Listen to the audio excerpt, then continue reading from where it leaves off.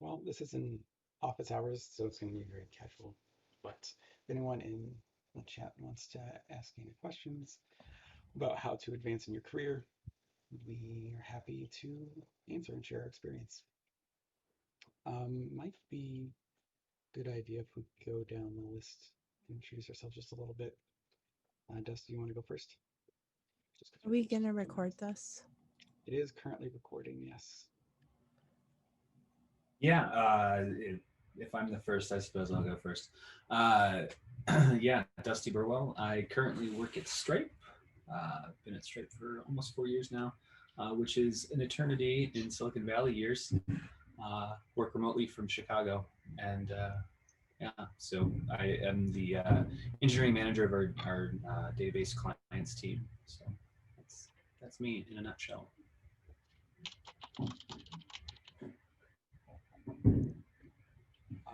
I'm next, at least on my video. So I'm Sean Massa. I work at Flash Recruit. I'm the CTO there. I've been there for a couple of years. And before that, worked at different places with not all of these people, most of these people. Um, did some things at Groupon and Chase, which I'm both proud and not proud of, depending on what we're talking about. And I've been working in the industry for 13 years, something like that. I know, thought about a bunch of different things, and I'm always interested in helping other people share my knowledge.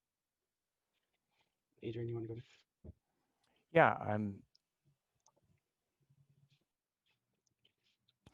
got a poorly timed cough as always. I'm Adrian Bettridge-Weesey. I'm an engineering manager at Granular, where we make agricultural business software. Before that, I was working in consulting, and I did a bunch of other non-software stuff before that. So I've actually only been in the industry, I guess, for about 6 years now. I was managing arts organizations and academic publishing stuff before that. Melanie, you want to go next? Sure. Hi, I'm Melanie Sumner. I am a senior software engineer at LinkedIn on the digital accessibility team. I am a member of the Ember.js core framework team, and I'm also a member of the WAI ARIA working group that writes the specifications for authors and browsers. Awesome. The order of my things changed, but Denny, you're last. All right. I'm Denny Abraham. I'm currently a senior director of engineering at RentGrata. I worked with a bunch of these folks at various places.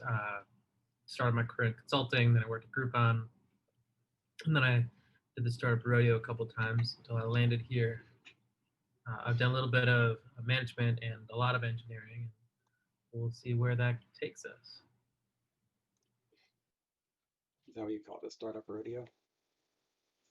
I mean, it's like, you know, you ride the highs and, you know, survive the lows. Always trying to get that next thing. Yeah, it's kind of a rodeo. You know, you see the metrics trending upwards and they whiplash downwards and back up. And all your investors start crying, and you start over again. Yeah. It's funny. I talked to an investor in a couple of my past startups recently, and it was super cool because, you know, all of my experiences kind of mirrored his as an investor. And he's like, you know, at the point you're talking about, I actually just washed my hands of the whole affair and figured it was just a learning experience. I'm like, well, I was still getting paid, so that was good. Yeah, you were getting money instead of losing money. I think that's the thing that keeps me away from startups. It's too unknown. I prefer the stability of enterprise. There are days when it's really boring, but there's a system, and when you figure out what the system is, you're all right. And it's nice when the paper they send you in the mail actually spends as money. Yes. Yes, correct. What about his gift cards? Did you ever get paid in gift cards when you worked at Raise? I think when I was at Raise, I got one gift card ever as some sort of compensation. which really feels like a miss on their part. Robbing Peter to pay Paul a little bit. I think I want to say there was a time where we got gift cards as like a hey, here's a $10 gift card to X, Y, or Z thing. You can use it and you can spend it if you want, but we'd rather that you actually test the system with it and then report any bugs. That was what it was. It wasn't a gift card, but when Stripe released a product where we were able to produce, like we could generate credit cards for people to use for corporate cards. Everybody at Stripe got one with like $10 in it, just like the same kind of thing. Like use this and tell us if you experience any issues. I don't think that's compensation though, technically. It's can confirm it's definitely not. I think Actually, like I don't know if I just like exposed us to an SEC like inquiry, like, hey, what are you doing paying all these people these $10 gift cards? That's not okay, right? Because you got to test on production for some of this stuff. I don't remember the HR laws around that stuff, but I think that that's little enough money that no one would actually care. Yeah. Adrian, have you done any startups? I have worked for startups as a consultant, which is, if you're going to go, at least one way to go. I have not been left holding the bag too many times on that. But I haven't done any direct startup work. I'm kind of risk averse. So even consulting was, not great for my psyche. I also like working for, enterprise level work where it's just like, yep, I'm owned by a $14.5 billion company making farming software. Yeah, there's definitely something to be said for the stability. Melanie, you actually, after I worked with you at Chase, your comment that you just had about once you find out how to work in that system, like it can be fine. I definitely took advantage of that mindset when I moved on from there. And that helped me not worry about every little thing when I did go to another larger company. So something I learned from you. Yeah. Especially as a woman in tech, like this was the biggest thing I figured out for myself was, wait, no, there's a system. I can use the rules here to make the change I want to happen. It came very useful with all the accessibility initiatives I worked on, both at Chase and now at LinkedIn. There's a process. Use the process to your advantage. Yeah, I keep trying to fight the process, which I've not been super successful at, so I don't know why I keep trying to do that.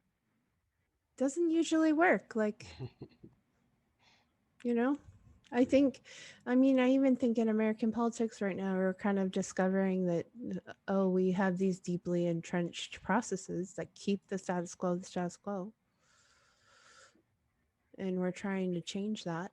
But when you're working for an enterprise company, like, it's all documented. You've got a paper trail for everything. It's really useful. Yeah. We do have a question, so I'll read it, and then whoever wants to respond can feel free. It is from Doodle Tostada. It says, hey all, new bootcamp grad here who is trying to break into the workforce. I have often been told from my career advisor that when applying to a new place, it helps to reach out to people on the team first to build a relationship, either via email or LinkedIn, etc. If you were to receive a cold call from someone like this to get a job at your firm, what would you want to see in the message to motivate you to respond? I think that's an excellent question. I think it's a great question, but I wouldn't respond to a cold call. Yeah, I would tweet at me or like start following me on Twitter or Instagram and like engage on an authentic personal level. That there's no substitute for authenticity. and personal connection. And like, don't be creepy about it. But like, if I make a joke, laugh at it, because I'm funny on Twitter. It's easy to be funny, and then however many characters they give us there now. So like, that's the best way to engage with me. And then if you connect with me on LinkedIn, like, it won't feel so weird. But definitely not like a cold call or a cold email. That's, I don't know. I'd stay away from that. I think you're trying to hack me. Like, I'm very suspicious like that. This But that's is just me. What about everyone else? this is from like a school of career advice that I hear a lot, and I heard a lot when I was working in other industries, where like you'd need to like, oh yeah, you should, you know, email them and then follow up, and after you apply, you should send them another email and tell them you're going to follow up. And it's like, man, honestly, people just like don't particularly like being bothered, right? Especially if you happen to be emailing somebody who emails for a living, like you're not making anybody's life better by emailing them. Um, it's hard because I know as boot camp grad, like you don't have, you know, the best credentials or something. It is true that the best way to get a job somewhere is to know somebody there. Um, so I think a much better alternative, at least for me, like having somebody reach out to me and say like, you know, can I put you in touch with this person that is interested in working at Granular, um, is a lot better way to get my attention than reaching out to me out of the blue. Um, just which is potentially, I guess, maybe unfair of me, but having somebody recommend you. So if you know somebody who knows people at a company, that's a much better way to get in without having it feel sort of intrusive. But also, if you happen to know that somebody is hiring for a role, if you happen to know who a hiring manager is, when somebody's actually recruiting for a role, you can email them and say, "Hey, I'm interested in this role. Can you tell me more about it?" Because it is their job to find good candidates. Yeah. Recruiters always want more candidates. If you're somewhat qualified for the job or better, then they will talk to you. Don't worry about emailing them or whatever. I agree with. Oh, go ahead. I was going to say I would second what Adrian said about knowing somebody being a really good way, a really good inroad into actually getting into a company. Um, Unfortunately, in the times that we have, like networking opportunities are at a premium. And usually my go-to advice is go to user groups, go to, you know, company like mixers and things like that, and actually get to know people. Remember when Sean and I were at Groupon, well, and Denny as well, but Sean and I both at various times ran a user group for all intents and purposes, just met every Tuesday at Groupon. And there was tech talk and then a bit of time to mingle with people that often a lot of them worked at Groupon. And so like if you were looking for a job at Groupon, that was actually a really great way to get in because the recruiters were always there. I don't actually know what the you know COVID era equivalent of these are, but I know as something that Stripe has done in the past is we've hosted in particular remote coffee chats where we're trying to get people who are interested in being remote to sit in a similar situation to this with people who either are remote or very you know, decision makers at Stripe and ask questions just like this. And so if Stripe's doing it, then surely there must be other companies that are doing the same kind of thing. And so I think that's a really great opportunity to get your name in front of people who are potentially decision makers and then put your resume into kind of more of a fast track than just the standard abyss that is the, you know, jobs at whatever.com. But I guess just I think the old tried and true advice is, you know, networking is kind of where it's at. And I think it's just a matter of trying to figure out how do we network in these times right now. I definitely think it's posting memes on Twitter. Like, just seems Yeah, to be. you're not Even wrong. so, my son is in 8th grade in the school system here in Chicago, and they're doing like a coping through memes part of their class, like where they make memes about 2020 and they talk about 2020 and um, emotional coping skills and stuff like that. And those are the tweets I kind of engage with on Twitter. That's what I'm like. I don't know. It just seems like the world is kind of not great right now, as an understatement. So, like, memes help, and connecting on social media like that makes it a bit easier. Of course, it's better when you know someone at a company, but even that's not the person who's hiring still has to like you and still has to like let your resume get past whatever. So, I don't know. It is kind of a difficult situation when you're first graduating, especially if you're graduating now when you can't do networking. I think the kind of cold messages I would respond to would have to be much more content heavy than traditional ones. Like I get a lot of connections that say like, "Oh, I think you'd be a great addition to my network," and I have no idea what that means. Like Yeah, me neither. I don't monetize my LinkedIn connections, so maybe there's a way that some people do. I mean, I don't want to be sold to unless I'm actively looking, but I do tend to respond at a much higher rate to recruiters and just general inquiries. And the ones I prefer to respond to are ones that are honest. Like if a recruiter reads my profile and they have something more worthwhile to say than like, hey, I thought that your experience at X, Y, and Z in field ABC is good. Like if you can connect to someone, whether it be through social media or a direct message after they post that they're hiring, or you find someone on LinkedIn that says like we're hiring, and then you send them a message like asking an honest question like, hey, I'm new. Are you hiring people at entry level? People who've reached out that way, oftentimes I'm not hiring for that role and it's fine, but I'm like, well, I've looked at your stuff because you're obviously on LinkedIn, so you've got information. I can maybe suggest these things for you. um, but yeah, nowadays, like, we're all trapped at home. Everyone's looking at email all the time, and so if you can send someone a message that connects with them and that treats them like a human being that maybe you might be friends with, because if you do get hired, you should be at least you know a little bit genial. So if you can do that, I feel you're ahead of the curve, and you know that's the best you can do for networking. If you feel like you're sending a message that would be annoyed or ghosted by you, don't send it. That's a good point. Yeah, and I guess it's important to say like we can tell when you're being insincere.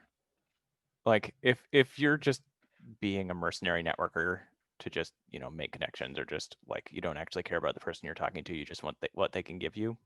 It's very obvious. I think people, especially early on in their professional lives, don't realize how clear that is, and it's a huge turnoff. Yeah, definitely. I don't care if we're connected on LinkedIn. I care if I remember you. Like it doesn't matter. I'm not going to go check my connections. Like, did I connect with that person? No.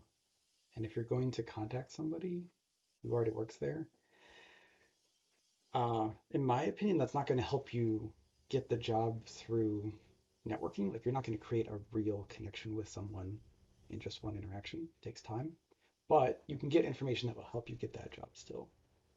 So if you instead ask a couple of people who work there, hey, I'm applying. This company looks great, whatever. What is it like to work there? What do you like about working there? Like, people love talking about themselves. Ask them questions about themselves and they will answer. People generally are also just want to be helpful.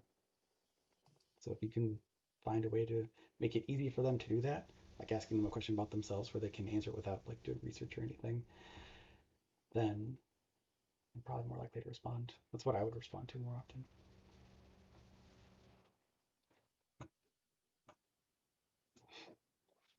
We have a follow-up question from the same Doodle Tostada. Follow up on the Stripe meetup you were talking about. I'll definitely keep that on my radar. But where are companies announcing these types of meetups? And thank you everyone for your responses. And I hate sending those messages because it feels so fake. Yeah, in response to the question about Stripe in particular, I know that we announce our remote coffee chats on Twitter mainly. Largely, like we definitely have a corporate Twitter uh, prominence, as well as just like anybody who's kind of like this, anybody who's involved in it is likely to be promoting it as well. So on the job hunt, just like you would uh, connecting with companies on LinkedIn, connecting with companies on Twitter, connecting with companies on Facebook, that kind of thing is a good way to see where are they hosting these kinds of things, and trying to who are they trying to hire and things like that. Of course, also basically every company has a jobs board at this point. It's either jobs.company.com or company.com/jobs or something along those lines. Maybe careers is the keyword, and that's always a good place to find information about those kinds of things as well.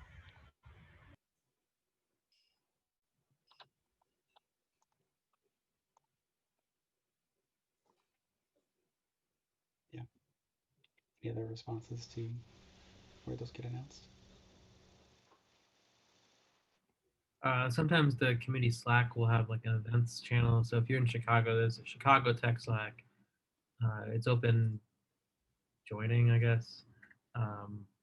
But most community Slacks or message boards or whatever will have a way in which you can see events going on, and they're all online now. So It is true. Yeah. I think one really great field for boot camp. So there's a couple really great fields for boot camp graduates to consider, in my opinion. I think one is security. If you have the chops for it, there are a lot of companies who are willing to train security just because there's a shortage in the field. The other one is accessibility. Companies are getting sued for not having accessible websites. Computer science engineers and even some bootcamp grads are not taught about accessibility, digital accessibility whatsoever. So there's a huge shortage there. There's public Slacks that you can join that are focused on accessibility. They have jobs channels. And it's something I can tell you from experience, it's something you can completely self-teach yourself.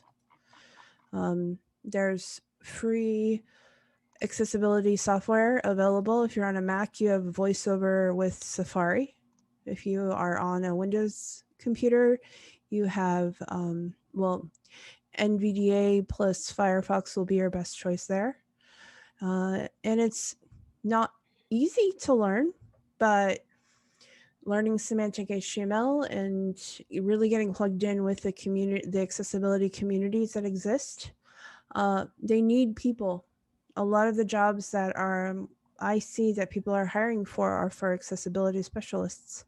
And you don't have to be the most qualified in the world. You just have to be the most qualified of everyone who applied. They need to fill the job. You'll have some level of being able to learn on the job. So if you are a bootcamp grad, like that's a good place to look into as far as career growth and opportunities go. And if you learn accessible HTML, every engineering manager who stares at your code will be much happier than we usually are. Yeah.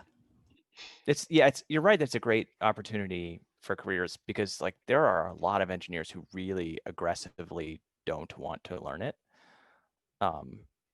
Like markup is something that like should be beneath us or something. It's an attitude I see pretty frequently. And so, yeah, I haven't noticed the growth in accessibility specialist roles. That's awesome. I suppose I noticed because I'm paying attention to them. Yeah. I'm also working on tooling at LinkedIn to help our UI engineers make more accessible code in a way that they're used to. Like give me a linter, give me automated testing. So we have a lot of stuff in progress that's going to help with that. And we're really also really focused on it in the Ember community. So we've just been doing a ton of work on that. Are you writing is it all Ember at LinkedIn now? That's awesome.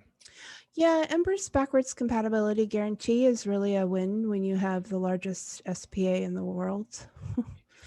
Like, it just really helps to know that Ember's not going to break with a major version bump. So,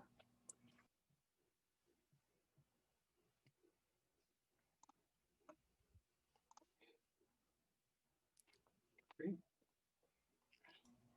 They said, wow, I've never heard about that. I'll look into it. So that's great. I want to say I don't mean to just talk about accessibility because that's what I do. I know that it's a shortage in the industry, so look for any shortage in the industry. I am a bloom where you're planted kind of person. I have had success in doing the work that other people don't want to do. So it might be accessibility today, but tomorrow might be something else.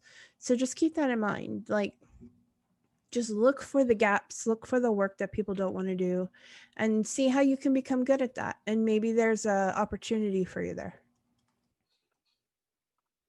Yeah, I definitely agree with that. There are ways to specialize a little bit to make yourself more of a desirable candidate versus others, and those are definitely some of them. But also as a boot camp grad, if you went to a boot camp after a different career that you had, like those previous career experiences are still applicable to what you're going to be doing in software. You still worked for a company, you still have to work on a team probably, um, and don't discount your own skill sets there. And you can also sometimes leverage that differentiation in software if you're coming from being a digital artist or videographer and filmmaker or any number of other things. Like you still might be able to do some of that at your new job, and people will value that as well. Yeah, I'll definitely second that. Some of the best engineers I've worked with have been not software engineers as their first Oh yeah. career, and oftentimes it's because maybe the domain that they had previously worked in is applicable to what they're working in now.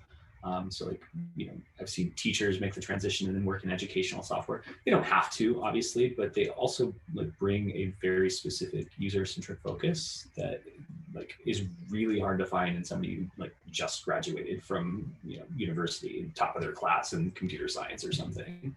Uh, and yeah, it can be really fantastic. And even like looking for software adjacent job opportunities that could be very relevant to your interests as well, like product managers and those kinds of things could be nice entree points as well. Technically proficient product managers are a complete godsend. If you look throughout history, there's a lot of people who are famous for doing whatever it is they've done who didn't get it's not their first career. They didn't start doing it until it was their mid 30s. In fact, they had a bunch of other things that they tried and failed at. My first career was intelligence analyst in the U.S. Navy. My degree is in psychology, but somehow I'm a software engineer. So, like, it does work, and there's a lot of examples of it in history of it working really well. So I definitely agree with Dusty. Yeah, like Einstein was a failed patent office worker. I have Terrible. failed it. I Terrible. failed it like 5 or 6 careers before I ended up in software. Yeah, I'm really glad that we can talk about failure openly because I think that's something that not nearly enough people learn. Like failure is part of learning in life. Nobody gets anywhere without failure. I've been trying to teach that to my children, which is very difficult, but adults can learn that lesson too.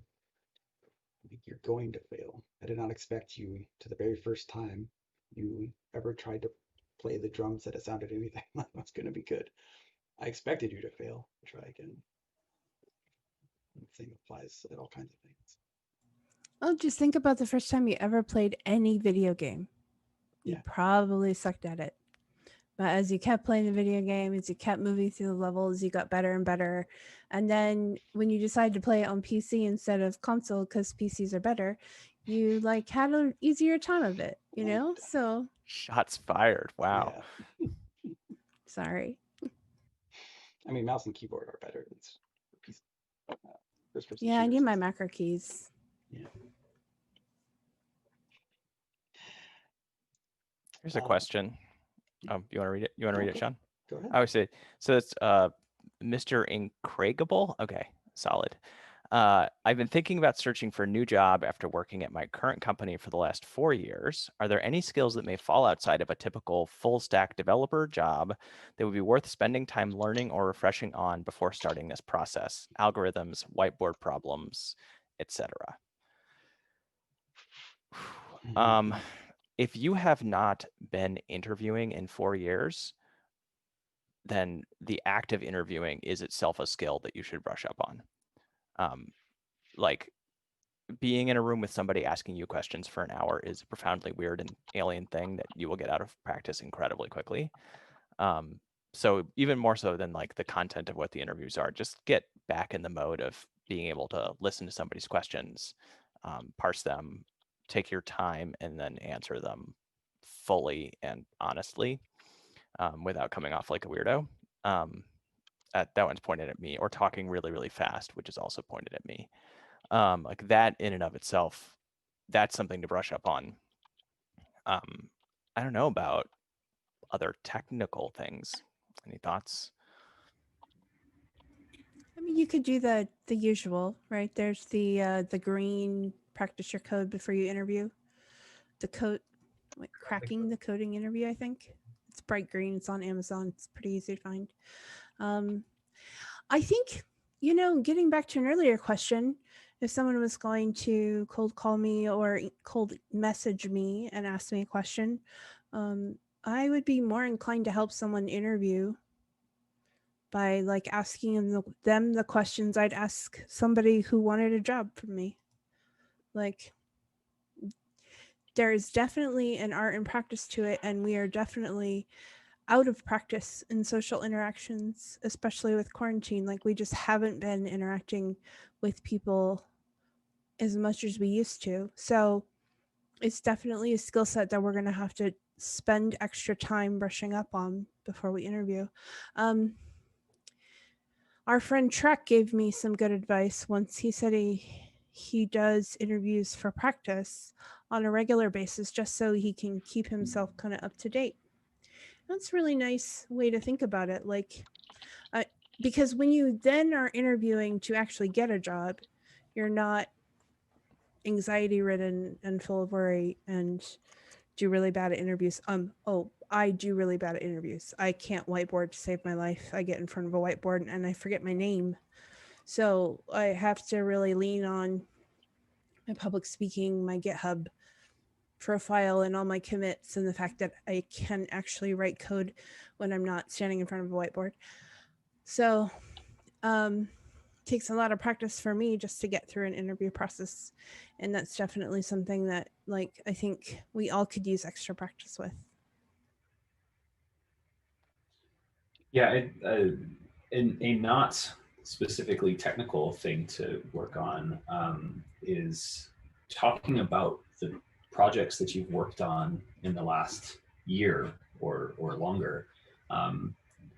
Almost every interview I've ever done, there's been some portion of the interview where it's maybe 30 minutes or an hour of tell me about a complicated project that you've worked on, and it's more or less just like from memory, like what was the architecture of the system, why was it complicated, what were the hard parts, how did you work through those hard parts, if you had to do it again, what would you do differently, and a number of those types of things that actually in my experience seem to be a little bit more indicative of like of somebody's abilities rather than just the simple or the more common, write this chunk of code in while somebody's staring at you intently. But you can really come across as very senior and knowledgeable just by having a really solid knowledge of how certain systems that you've worked with actually work and having a really good ability to explain them. And of course, that's something that you can practice with yourself as well. Just like thinking about the current system that you've been working on, drawing it on a whiteboard or a piece of paper, and just going through those types of questions yourself in your head. I don't know if it's live yet, but LinkedIn has a new feature where you can actually record yourself answering interview questions and then ask people to give you feedback on them. So, yeah.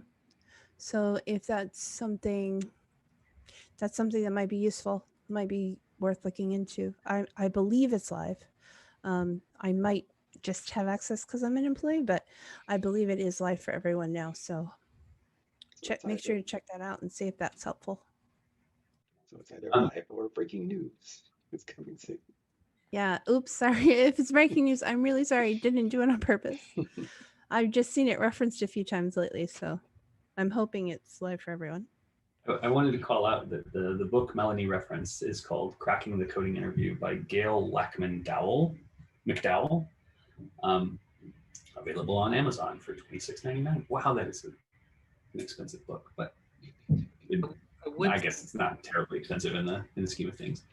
But referencing Cracking the Coding Interview, I think one of the things that like this comes up very regularly is like the sort of classic Silicon Valley or tech interview is so terrible. And I don't think we talk enough about how terrible it is. And a couple of people have mentioned standing in front of a whiteboard and writing code. I can't actually claim to have done that that I can recall. Like specifically writing out code on a whiteboard. No, just like never in an interview have I had to write it on a whiteboard. But I've heard this story so many times, it must be something that's really true and people have to do. Almost, yeah. I would really like for our interview processes to iterate more towards things that are more realistic in their scope. I'm fairly proud of the interview process that we have at Stripe, but even it's not perfect. But truth of the matter is that like actually practicing some of these really terrible things are actually necessary, unfortunately. Definitely depends on what roles you're interviewing for, what you want to do next. But I think going back to what everyone said, like if you practice the process of interviewing, a lot of these things become very, very simple diversions to the actual core of the exercise. When they ask you to whiteboard to like write algorithms on a whiteboard, it lets you break down the question into what it's actually asking, which is like, can you do the work? So even if you can't answer like, oh, I don't know how to invert a binary tree, I don't even know if that's a thing.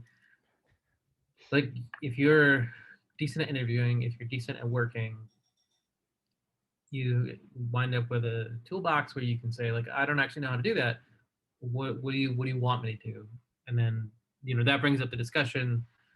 And ultimately, like, if you don't know a thing and you have to learn for an interview, it might not be a thing that is ingrained enough that you ace that interview, but learning how to talk to people, learning how to answer their questions that are kind of implicit will help you a lot in breaking out of the mold of like algorithms or whiteboarding, or if you're confident and secure in the knowledge that you can talk to them and connect with them, it becomes a lot easier to do all the things you need to do. I know every place I've been, I've tried to avoid these like very specific technical tests in favor of the kinds of things that we talked about, which are like more proof of work, pairing, conversations about your experience, like what are you actually looking for? Like at small places, some people are super interested in doing the coolest bleeding edge tech, but the startups I've been at, it wouldn't make a lot of sense. And so like having those conversations early on, I could say like, well, hey, we're not going to invest that much effort into this machine learning pipeline. This might not be a good fit, but I'll gladly keep talking to you and introduce you to other people. So it's as much a matter of like these specific sub problems as the greater problem of interviewing. What are you looking for? Are you what they are looking for? Denny kind of hit on something that I don't know if you intended to do this, but like sometimes there's optionality in like choosing your path of an interview. It's rare, but it happens where you can, bypass certain parts. You know, I definitely recognize my privilege in this in terms of being in the industry for as long as I have been and having at least some social presence and things like this where, uh, you know, you send me a take-home question that I'm supposed to spend 5 hours on, and I say, look, I've got kids. I'm not going to be doing this. So is there a different way we can go about getting the signal that you're after? Because I understand that you're trying to understand if I can do a certain type of thing, can we figure that out in a different way? And especially if you're looking at startups, if you're looking at smaller companies, they might not have nearly as rigorous, very specific paths for how people have to walk down their interview path, and so they might be a little bit more flexible. I don't know about certainly not a company like Google or something like that. Perhaps Melanie, you could describe LinkedIn's your experience with LinkedIn, but I imagine some of those are probably a little less forgiving. A little, even when you're coming in as a recruited person, they still have their process. And I definitely think our industry is due for the change. And I hope that as we become a more inclusive tech environment, we will see that the current process doesn't work for everybody. I was thinking about this the other day. I did a veterans at LinkedIn kind of panel answering questions for other veterans, and remembering the camaraderie, the sense of purpose, the stuff like that, the things you really enjoyed about being in the military. And I realized, the military has a base standard for everything, but they also have an exception form because they recognize that not all situations can be handled the same. And I can tell you there's pretty much an exception form for nearly every non-illegal facet of the military. They have a form you can fill out to request permission to do things differently. And I think that's something that I really hope the tech industry can embrace, because we tend to be a little bit binary. It's either correct or incorrect. We either do it this way or we don't do it at all. We just do it the one way, and that's the right way, and anything else is wrong. And I'd really like to see us kind of recognize that doesn't work for everyone. People have anxiety disorders. People have confidence issues. People have nobody actually codes on a whiteboard.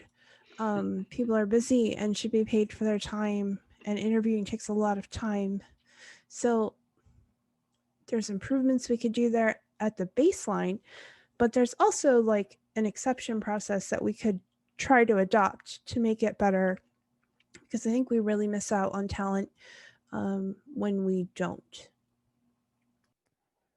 Yeah, I think as if you're somebody who is proctoring interviews or recruiting people and you're not working extremely hard to make sure that people are succeeding in your interviews, then you're basically doing it wrong. Like if you see people struggling in your interview, then you can either let them struggle and decide that it's their fault for this particular thing not working, or you can do the work that you're getting paid for to find good employees and figure out what's not working and fix it. So if you do see somebody like Melanie who's getting really anxious, give them a break. It's fine. Like no one is going to sit at their desk and be stared at, right? So if they need a break, if they need a breather, give them that. There's a ton of things that can go wrong in an interview for somebody that we can fix, and frequently don't. Frequently we say like, oh well, they didn't perform perfectly on this thing, and it's like, man, I spent 3 hours today trying to fix a React app that I wrote, and it was just because I didn't understand React, like just a little bit of React, and it took me 3 hours. And like this stuff happens. And if I'd been doing that in an interview, I would have been bounced. But anybody watching it could have just said like, hey, that you're just doing it wrong, right? And like that stuff happens all the time in interviews where somebody gets stuck and we just let them flounder. Yeah. I think that's an important point about being the interviewee in those scenarios. It's not that you failed, like they failed to see your strengths. Like it's more of a failure on their part, the interviewer's part. I did want to circle back to something Dusty you said about some parts of the interview process are optional. Most interviews are in fact are like negotiations. And so even if you're in an interview, and Danny was bringing this up, like if somebody asks you a question you can't answer, you really can just tell them you can't answer and try to figure out what they're going for. I've actually done very little technical interviewing, but I've interviewed for lots and lots and lots of jobs that I didn't get, and I've received tons of very stupid questions that will tell that are just a waste of time, right? And just you really can just say like, hey, what are you trying to get here? Because I don't know that I'm going to be able to give it to you with this answer. Or especially if somebody asks you in a technical interview a question that you can find the answer to on Google, but don't happen to know offhand. If somebody's just quizzing you on stuff, they're wasting your time. And I have seen people say like, I can look that up. And I've seen interviewers be like, oh yeah, you could look that up, right? Like, so. This is the second time I'll reference Einstein, but come on. Speed of light. Yeah.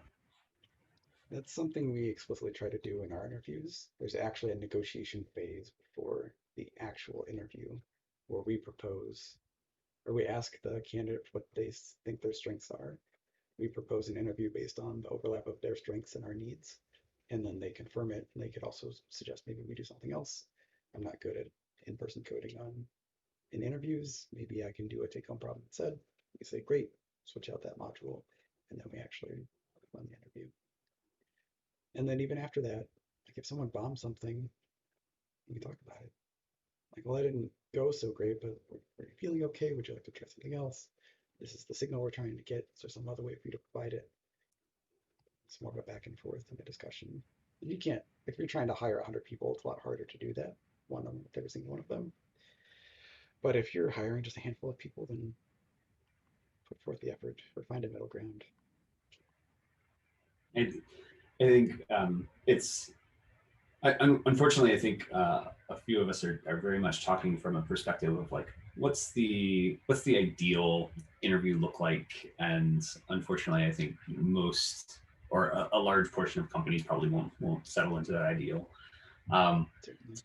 To circle back to the specific question about something to refresh on before starting the process, what has been the most common like interview question trope that you see? I'm posing a question to the panel. I'm going to answer my answer first, but yeah, what's the most common interview question trope you've seen?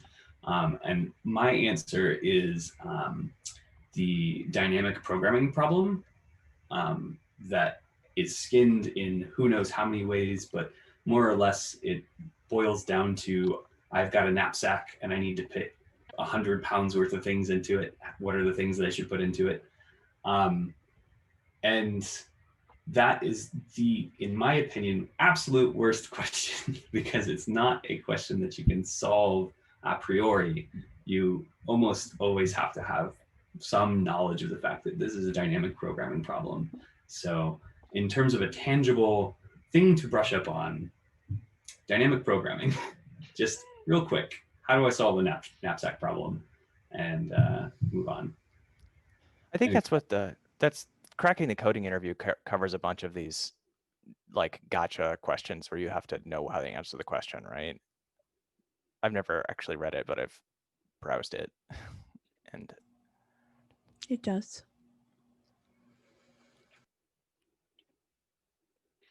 Anybody else? What are your interview trope questions? What's your biggest weakness? Don't answer that question. Come on. Yeah. Number one, I'm not going to tell you the real answer.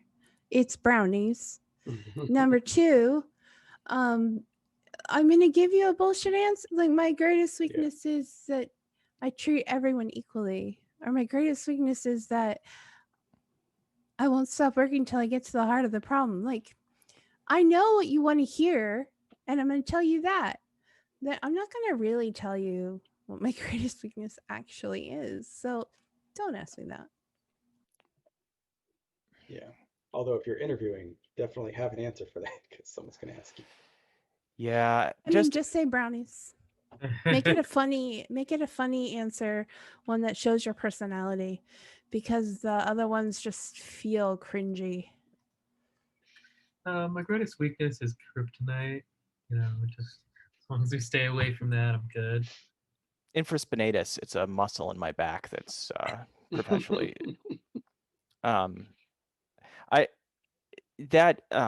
used to work at the career center here at the university, and like I hated telling everybody who went there, like, you really need an answer for this because some people are going to ask you.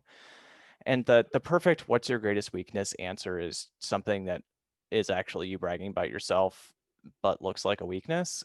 And so, it's like, oh, I'm such a perfectionist that I just, can't stop working on it until I've got it whittled down. The one that I settled on a long time ago was, I tend to have conflict with people who aren't as committed to an organization as I am. But they're all terrible. Yeah. But that's good because you also play up the why do you want to work here? That's another question you need to have an answer for. It doesn't super matter what you say as long as it's flattering. And it's dumb that we have to play these games, but just in terms of prepping people for interviews, it's definitely something you need to know how to answer. If you are performing interviews and hear this and ask either of those questions, you should reconsider ever performing interviews.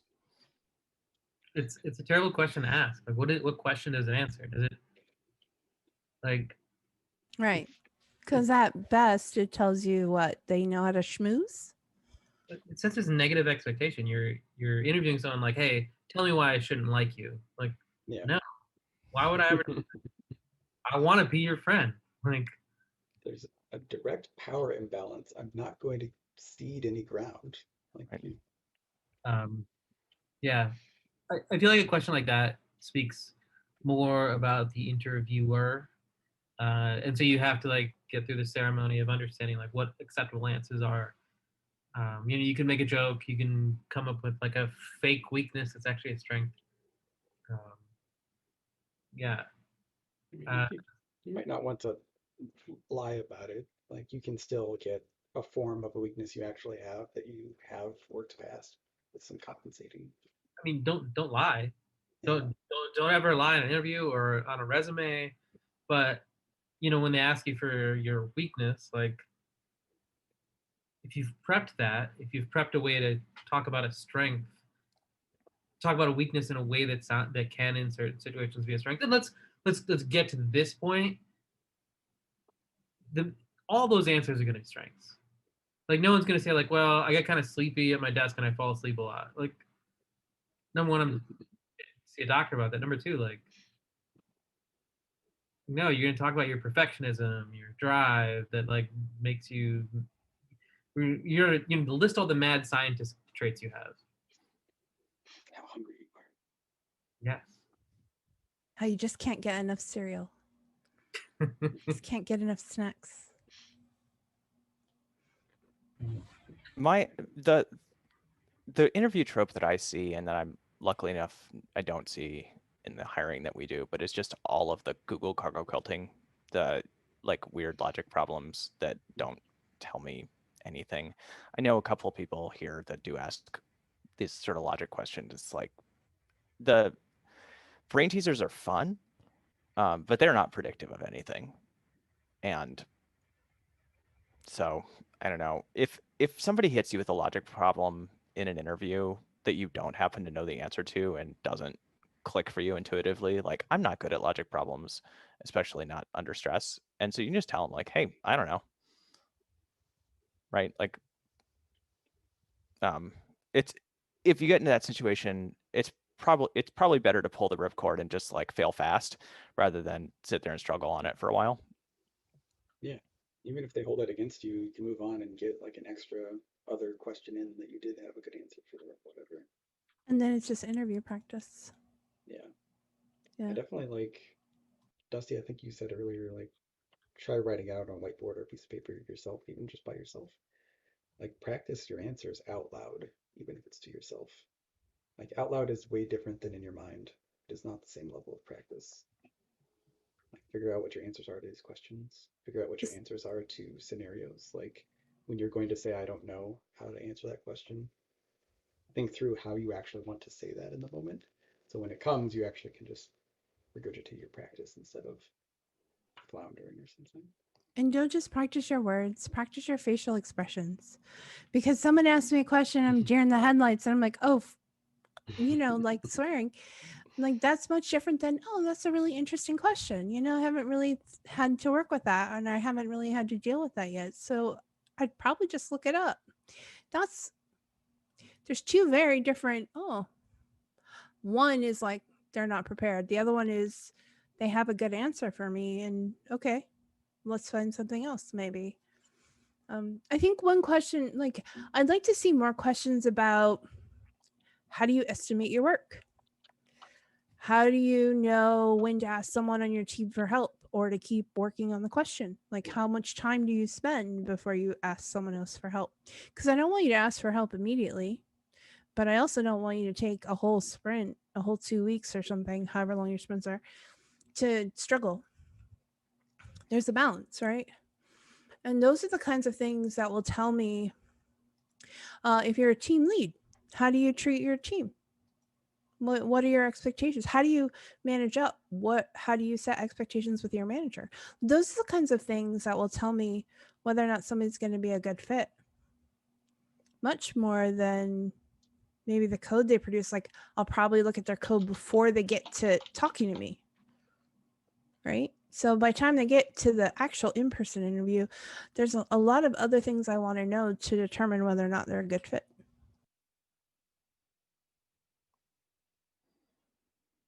Yeah, definitely.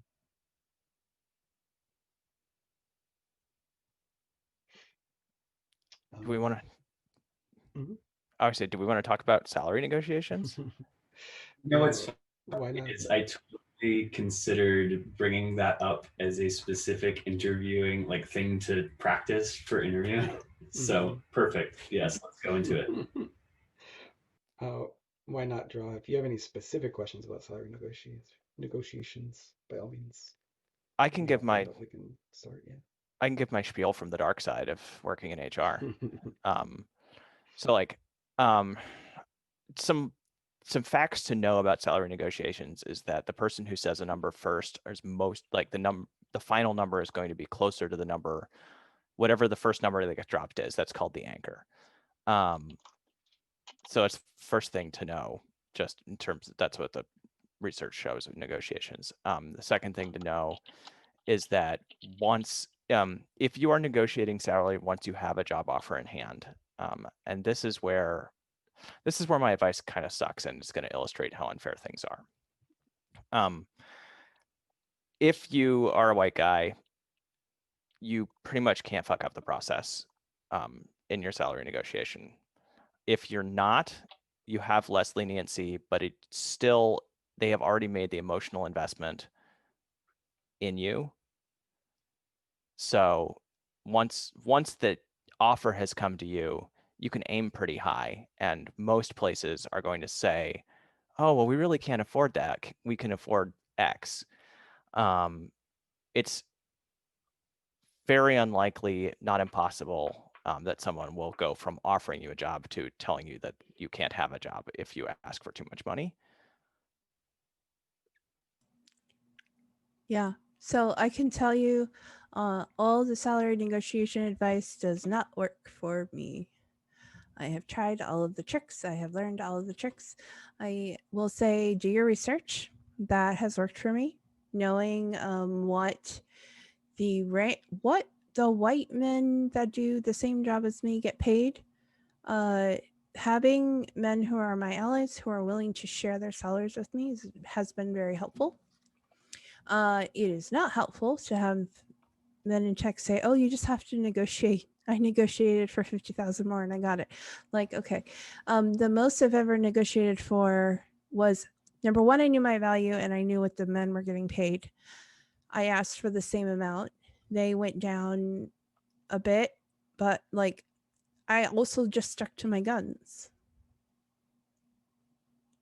I know this is what you're paying the guys. I want the same thing. That was very scary, and I wasn't able to do that until about 5 years ago. So your mileage may vary, but I also know that I've helped other women negotiate. Like, number one, ask for 10,000 more than you think you're going to ask for. Because, like, if you're like me, you've probably been conditioned to accept less anyway. And they'll still try to lowball you, but like, not lowball you. They just think that it's I don't know, it is their job. Here's how I see it, that for my own mental health sake, it is their job to offer you the least amount of money possible and get you to accept it. It is your job to look out for yourself. You're just both doing your jobs. And if you kind of depersonalize it like that, I found it to be a lot more emotionally healthy than feeling very like, oh, you're just doing this to me because I'm a woman or something, which is not a helpful mindset whatsoever. So know your value. If other allies are willing to tell you what they make, that's super helpful. And kick it up by 10K.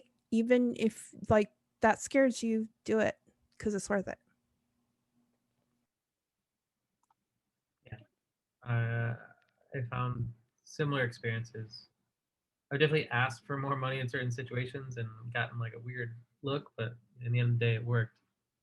But I do name my number first, and it's because of asking people and doing salary research that I'm able to do that. I've never tried the asking for 10K more thing. I think that's an excellent idea, and I will probably always do it because I know that I negotiate myself down, thinking like, oh, they won't be willing to do that. You'll at least end up with 5K more than you planned. Because they'll cut it in half, right? And it's good.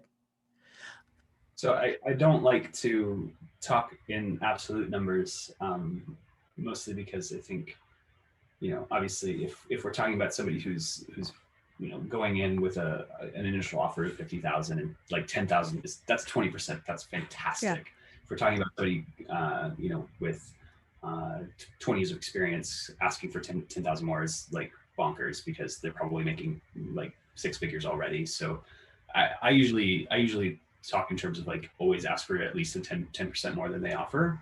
And I think Adrian already called this out, but never put your number out there first. That's the key rule. Oh no, sorry, I'm saying the opposite. Drop your number first. No way, really? Yeah. Oh yeah. Swing for the fences. Figure out what the most you think they'll pay you. Ask for a little more than that, and then let them react. Because then they're like, so if you name a number out like on the top end or outside of their envelope, then they're going to start their internal negotiations at, well, the most I can pay him is X. That may be fair. Yeah. So and this might just be personal. Like I'm more than happy to name a number when somebody asks for it. Yeah, I think I think the flip side to that is that most people don't recognize their value. Most people don't, like, maybe they don't have enough context. Maybe they, they're missing out on some pieces of information. So like maybe from that perspective, the don't name your number first is actually the best advice. I'll call out Patio 11. That's patio is in like a outdoor space that you hang out in, and the number 11. If you search for Patio 11 salary negotiation, he has like a really thorough blog post on a bunch of advice, especially for engineers, on how to negotiate raises and initial salaries and stuff like that. He in the blurb, he actually has a running total of the number of dollars people have told him that they have gained through his advice. So I think that's kind of funny. But yeah, his blog post was posted in 2012. That's 8 years ago. Oldie but a goodie, as they say, but no, seriously, like this advice doesn't age out really. I do believe that his advice is to not name your number first. But I think, to your point, Adrian, if you just name something that's really much higher than know your value, and then name something much higher than that, then you probably can't go wrong there either. How do you know your value? I'm interested in this question because I don't know that I would say that I know my value.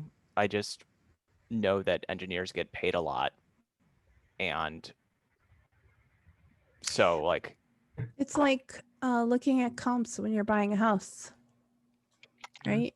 You go looking, or when you're selling your house, go look at see what other people are asking for a house that's similar to yours. So you can check Glassdoor, but really this is where a network comes in handy, because you can ask other people who are in the same kind of position as you. And sometimes people are willing to share it, sometimes not. I found recently people are more open to sharing because they really recognize the imbalance. But it really is kind of going and seeing what other people are paid for the exact same work that you're doing or will be doing in a new position. So I think I don't know if we're all saying this kind of the same thing. The thing is that when I've been a hiring manager and doing like salary negotiation, in my mind, I have my budget in mind. I know like how much I can spend on the whole team. So for any individual contributor, I'm not gonna lowball them, but I'm going to try and fit them into my budget and leave as much room for myself as possible. The thing is that when your salary bands are not well planned in advance, when you don't think in terms of like what an actual contribution could be, like how much you can get from a person's work, like it is a very natural thing to think of people in terms of like just like your very animalistic sense. So there are some people who go into an interview and people like see them, they're well dressed, they're like in a suit, and like, oh, that person probably expects a lot of money, I'll offer them a lot. Whereas like, someone comes in, they're a little bit more timid, they're inexperienced, you might think that you can get them like for a song. So that is why if you can get the information, if you can ask other people who are hiring managers or who have like relatively the same job as what you'll be stepping into, and get feedback on what they suggest you ask for. And I think Why Not Draw also suggested looking at Glassdoor. I know that there's a bunch of data sources about what the average expected pay for your role in your market is. So using all those data points, come up with the number that you want, and then bringing that up. And then, obviously jumping a little bit more, because all those sources are going to be a little bit suppressed. And if you ask for the average, you're going to get below the average. So increase that a little bit. Like having that number on hand and then coming with it, especially with that intention, you can save yourself a lot of work. Like if you're like 3 years in and you feel you're senior, and someone sees your resume and thinks you're junior and then wants to like offer you that salary, if you come to them and say like, oh, well, I'm looking for X amount of dollars, then that also gives them pause. And they might say like, we just can't afford that. We don't have to have this interview process then. Okay, you've saved yourself time. But some people will like, okay, yeah, that's in our budget. Or, they might say like, okay, this person is really compelling. How do we fit them in our budget? Like the question of like, how do you want yourself to be positioned? And if you can have foreknowledge of what to do and what to say and what to ask, you can position yourself there. Another thing worth noting is, Denny mentioned that, folks have budgets and whatnot. Some companies have very explicit salary bands where it's, this is what we pay for this level, and it's got to be somewhere within this range. And some companies are really good about sticking to those ranges. Most companies are terrible, and I think we could go really deep into how bad pay equity is. But sidestepping that for the moment, I think it's also important to come to the table not just with what is my salary number, but also, there's a number of other levers that you can pull if the company that you're dealing with has, or the recruiter that you're dealing with doesn't have the pull to move the salary numbers to the level that you want it to be. An example is a sign-on bonus.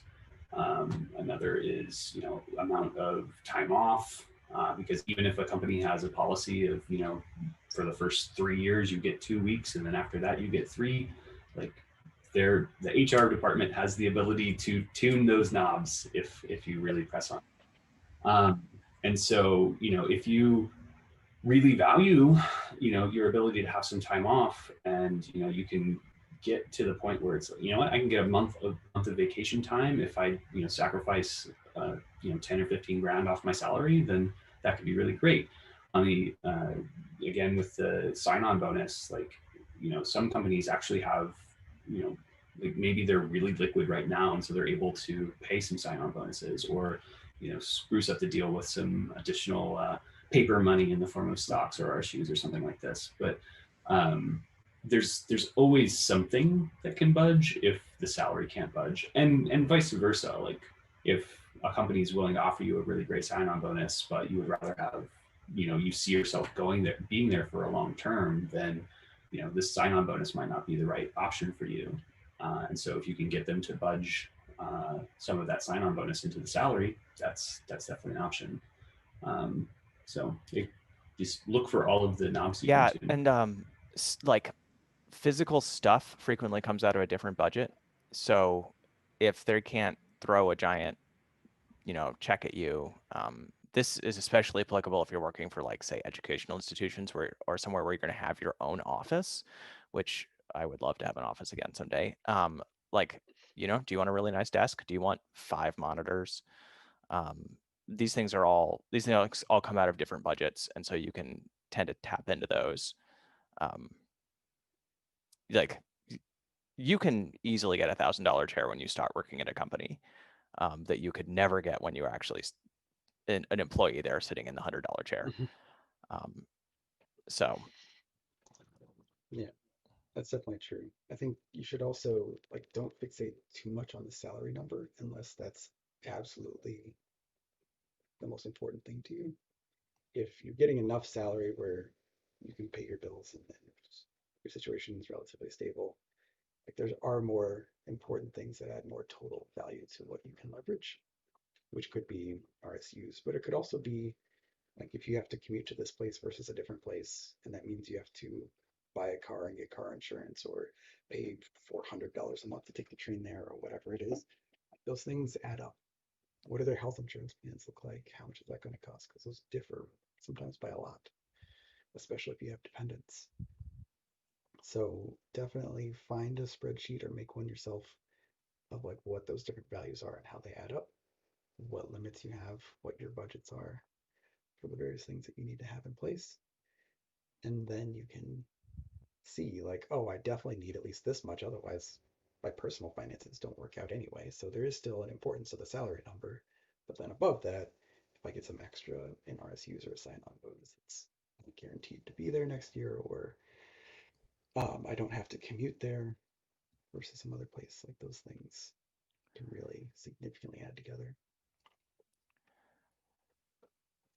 one of the things that one of the classes I took in grad school had us do was to chart out the hypothetical value of various things to us in dollars that were non-monetary, like what is an hour of travel of my time worth? Because for me, if I had an hour commute, even total, I would need to make $30,000 or $40,000 more than I currently make. I just hate it. It's I could never do that. So that's why I don't live in Chicago. But some people really love it. So, figure out where these things are valuable to you. Yeah.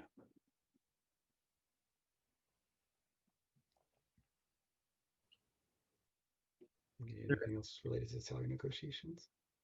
Yeah. No, just these. Really great advice.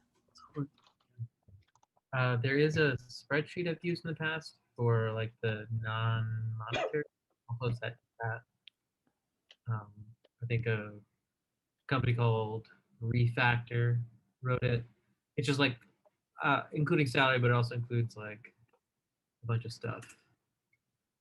Ooh. Nice. It's super useful to think in terms of like what kind of quality of life in the future am I gonna get when I spend the majority of my waking hours. Like it's plurality, but still. Interesting. Oh, cool. I'd like to mention that, like, as Melanie mentioned earlier, if you're a white guy and not doing your best to combat the inherent privileges that you have, like, for example, sharing your salary with people who aren't white men, then I sort of feel like you're failing, but like you really should be doing that. Also, if you are ever concerned about sharing your salary, you should know that it's protected activity under the National Labor Relations Act. So you cannot be retaliated against or punished for sharing your salary. Legally, it still could Yeah, happen. I mean, right. And probably On paper, happen in that's lots of true. places, Yeah, but you are legally protected. Yeah, there haven't been a lot of cases about organization retaliation recently, but it is a law with some pretty significant teeth, at least. It's a really weird law, and the things around it are really odd. Someday somebody asked me to tell you about the non-statutory labor exemption. I don't know what that It, it basically means that if a collective, all right, I'm going to do it. If a collective bargaining agreement has something in it that would be illegal if it weren't in a collective bargaining agreement, it's probably fine. It's the courts have held, it's non-statutory because it's held in the courts, but the courts have held that the interest of having people not get killed over collective bargaining are worth having things that would be, for example, considered to be monopolistic practices were not as part of a collective bargaining agreement. Interesting and terrifying. One piece of advice that I would give if you are talking about salary is don't do it on work Slack or use work Google Sheets or something.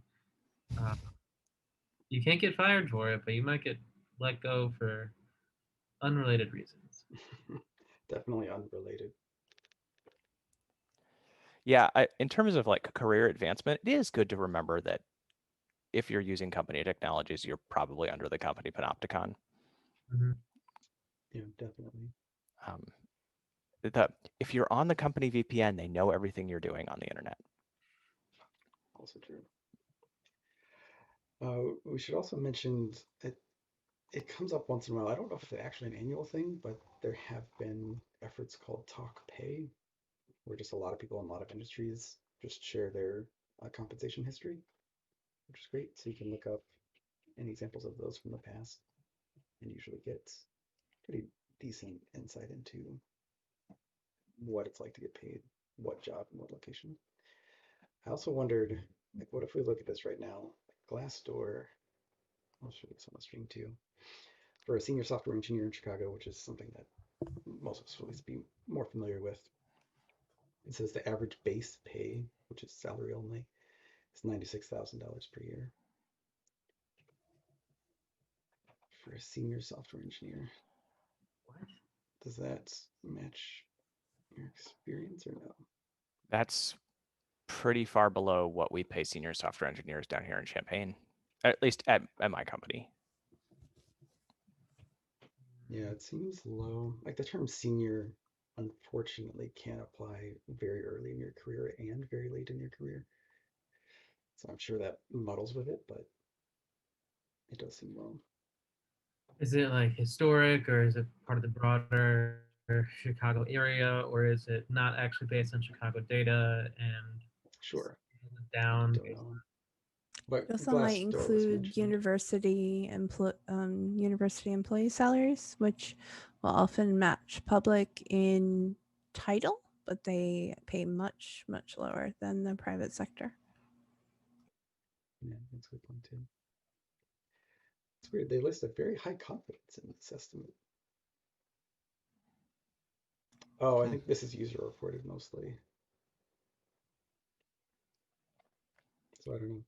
It's just if people look at this, I thought it'd be useful for us to look at it and see like how accurate I does really this don't think, like, there's a couple problems with this. I don't think you should be a senior or anything until you've been doing it for like 10 years. yeah. And that just might be my personal bias showing, but like, after 20 years of working, like, I finally feel like, okay, I'm senior. Um, and maybe I'm actually more like an elder of the internet instead of a senior software engineer. I don't know. But if you have less than 5 years experience and you got the title, like, good for you, but also be aware, like, that's probably not reflective of reality.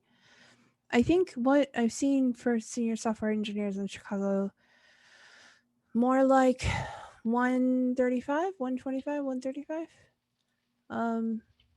Yeah, especially if they have the actual expertise to back up the Yep, title as we might expect it. yep.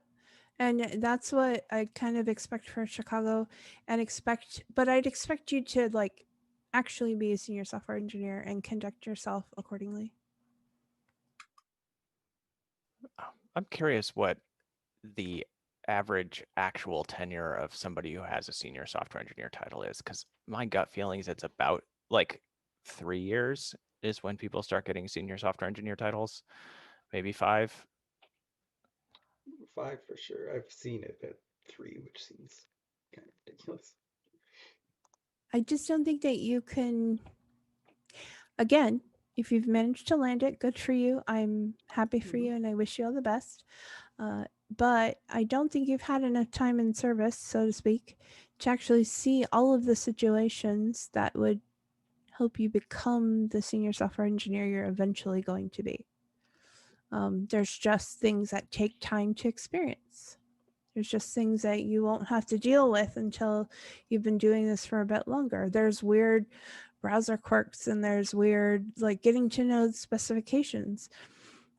And there's just not enough actual hours to do that before at least 5 to 10 years in. What do you mean by senior when you say senior? I mean, again, my definition is probably, unique to me. I expect the ability to have good written communication, to be able to manage expectations both up and down. So I expect you to be mentoring someone. I expect you to manage expectations of your manager and have frank, productive one-on-one conversations. I expect you to be able to estimate your work correctly, and not complain too much about Jira while you're at work, because we probably all have to use it. Recognize the value that it provides the business.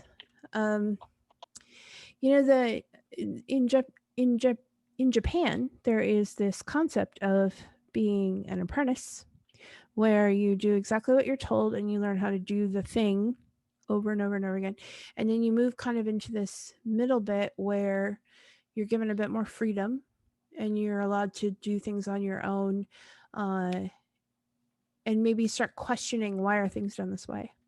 And then when you reach like a more senior level where you have kind of really learned your skills, then you're expected to kind of start making new things and looking at the industry in a new way, and inventing new things.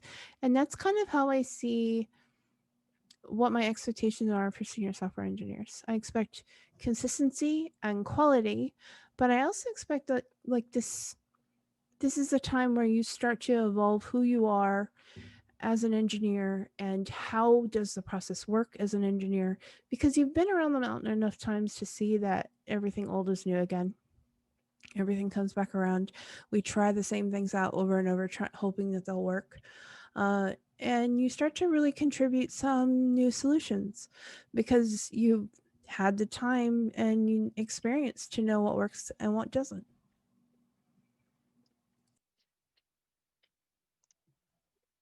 Yeah, I think we're using time as like a rough gauge, but I do think it's important to make it explicit. And whether or not you agree with this, by all means, let me know. But what we're actually looking for is achieving some skill set, not necessarily spending a certain number of years doing a certain thing. It's just usually tracks roughly around those time ranges. At least that's my opinion and experience. I definitely see like real milestones on average at 2 years, like just getting into it, getting a feel for what the job looks like and how to do it. 5 years, like getting some confidence in actually performing the job well, having enough experience of a few things to be able to tackle most tasks, maybe not necessarily the fastest or the best, or with all the tests or edge cases considered or whatever. And then like getting closer to like 8, 9, 10 years where you actually hit another milestone of seeing like the whole field, as it were, like actually understanding the industry, what makes it tick, and what's good about it and what's bad, and how do you make those changes. I do think that there is some level of enlightened pessimism that you get just from getting miles on your tires, where like Mm. the engineers, as I look at the engineers who've reported to me, who've had a good chunk of experience, will look at any piece of software and just be like, well, this is going to go wrong, right? Who are just gonna like, this is gonna blow up. I don't know how. But like who would just understand that like how hard things are and how fragile everything in technology is. Um, that's for me one of the big things between like more junior engineers and senior engineers is the junior engineers um, just don't see the fail cases. Yeah, what do they say? Intuition is experience. Like a lot of times, something will raise a red flag for me, and I might not be able to identify it exactly right away. But one thing I have noticed, observed a pattern in tech is that we tend to trade one set of problems for another. So, like, really knowing when to call it and do things differently. And no, if we change now, we're just going to be changing one set of problems for another. And we should really be looking at like what part of our process is failing. Because for as much as everyone loves to fight about code and how what's the best way to do any given thing, I think it's more about your process than what stack you choose.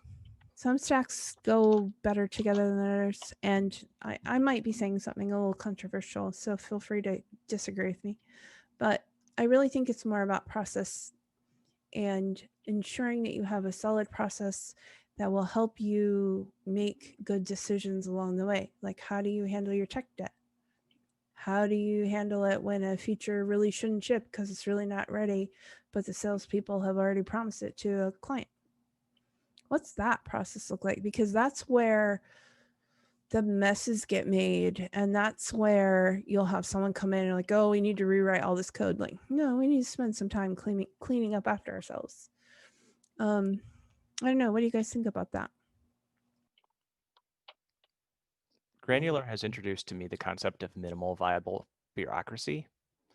And I really like it. It's like, it turns out, I mean, I just completely agree. Like the process, turns out the process and how we're doing stuff actually really matters. And so we have been experimenting. We like cranked it back and just like adding more process to find the right level. And every time we have introduced more process, at least to me, it's been an improvement on how we've built stuff. Yeah, I would totally agree. There's definitely a knee-jerk reaction to the P word sometimes, but I think that's mostly people encountering bad process that does not make you faster. Like the point of process is to provide defaults where people don't have to make decisions, and the defaults are right most of the time, and they allow you to move a lot faster. Like the teams I've worked on where we had a strong process in place for how we develop software, it's night and day compared to teams I've worked on where we did not have that in terms of velocity and confidence in how everything was being built and deployed and how many bugs we had and how easy it was for people to onboard, just everything. Like, I'm always looking for like what more process can we add that's actually valuable because it's valuable, because it means now I don't have to think about where that file goes in the project. It always goes here.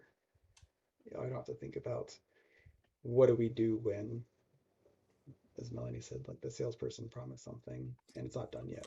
We already decided on a process for that. We follow the process.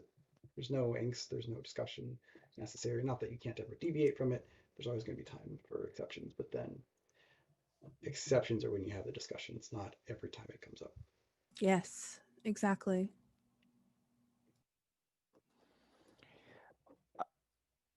I think that's another marker, Sean, what you're touching on, of a senior engineer is the ability to understand like the importance of building these things out so that decisions don't have to get made over and over again.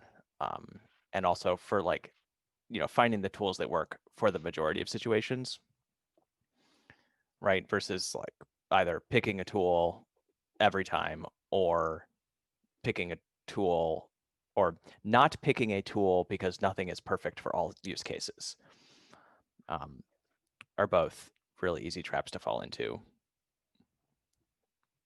Yeah, like if we had someone who really knew Rails and they wanted to solve all problems with Rails, no matter what they were, but they did a good job, they followed the conventions, there was never a discussion about where to do a thing or how to do a thing unless it was important and unique. That's not a terrible place to be. It doesn't have to be, well, technically, this is a functioning programming kind of problem, so I'm going to go learn some F sharp and figure out how to do it. Like, that's not necessarily the best way to get what you're looking for. I've never even heard of F sharp. It's a definite language. Of course. I don't know it, I just know of it. Does anyone actually know it? Like, I would I be don't, super surprised to meet someone who actually knows it. Anyone in the world? Yeah. or just Oh, of yeah. us. I've done the part. It exists. It's great. Oh, okay, cool. Too bad There you Steve. go. Steve's not here. I'm sure Steve's used it. I toyed around with F sharp a little bit, but I've never had to use it in anger. In anger.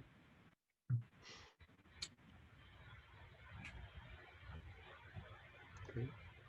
Does anyone have any more questions in the chat? Feel free to drop something in there. Has a really neat way of representing units of measure. Thank you, hot single dad. Oh yeah, doesn't it like you can't use bare integers, you have to always have a unit on them, or at least that's an optional part of the system.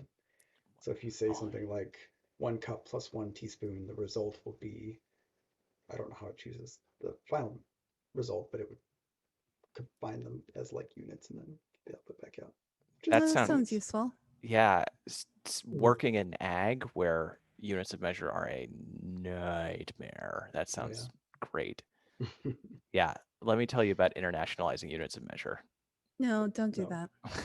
It's gonna be a pass for me. The doc is actually super interesting. It's like an engineering notation where you like treat the units as like actual delimiters and then multiply them out. It looks like you can do that with this. So you can do miles per hour times, I don't know, hours per trip or something. I don't know, but you can do all that metric stuff apparently. That's super cool. It reminds me of, like engineering.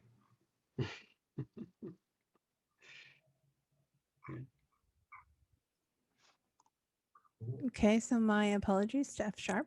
I did not mean to make fun of you. It seems like you're very useful language. I wouldn't go that far. See, that's exactly what we don't expect out of our senior engineers is making fun of other people's languages of choice. Yeah, I know.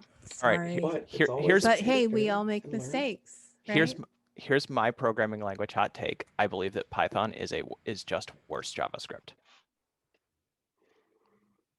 Wow. I'm not gonna touch that. I thought TypeScript was worse JavaScript. Oh, I will touch ooh. that. That is not true. Well, I I jest. I hated TypeScript when I started at Granular because I could not understand its errors, and I still hate that I can't understand its errors, but I have come to love the things that you can do with it. Though I think that I have gone too far. I've definitely gone too far down the generics rabbit hole that I hated when I got here. So I need to stop. But yeah. So bringing it back to topic, how do you define senior engineer? Actually, an interesting thing at Stripe, we don't have a concept of a senior engineer. We do have levels that are well defined. I've pendulum swinged back and forth between thinking that very objective levels are the best, and actually subjectivity is somewhat helpful. But ours definitely have some amount of subjectivity to bring to bear. But there are definitely a set of qualitative attributes that you can evaluate people against. We use them, obviously for performance evaluations, as well as when we're trying to figure out what level somebody's coming in at. And having those defined has been really valuable. But there was no real senior moniker. I think the closest we have is a staff label. So anybody at our organization, so our engineers range from level 1, L1 to an L7. And if you're L4 or above, that grants you a staff moniker. And the distinguishing factor at staff, if we're going to call that the equivalent of senior, there's a number of them, and we've defined archetypes around what kind of staff engineer are you, and any of this that we try to do is modeling, right? We're creating a model of the real world and hoping that it applies to the real world in a realistic way that we can then use it to draw conclusions. And so a thing that's important to know about models, especially economic models, because it's such a terrible science, is that they're always wrong. It's just a matter of how wrong are they and how useful are they for the thing that you're trying to do. So anyway, our model of that's my modeling hot take. But our model of staff engineer has 4 archetypes: fixer, tech lead, architect. There's one more. But the idea being that not every engineer follows the same track. And you can be really good in one area and not necessarily have to excel at others in order to be still considered very advanced.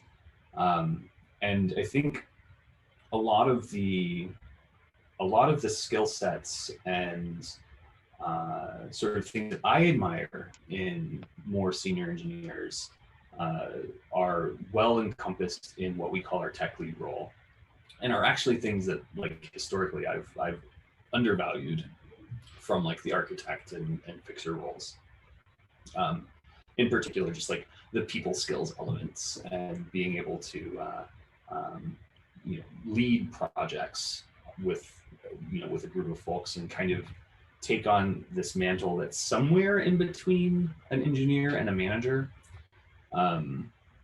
But regardless, all of our staff engineers have to be extremely competent in working with others, and we definitely have a no a-holes policy, which definitely has to be applied with high levels of rigor at the staff engineer level, because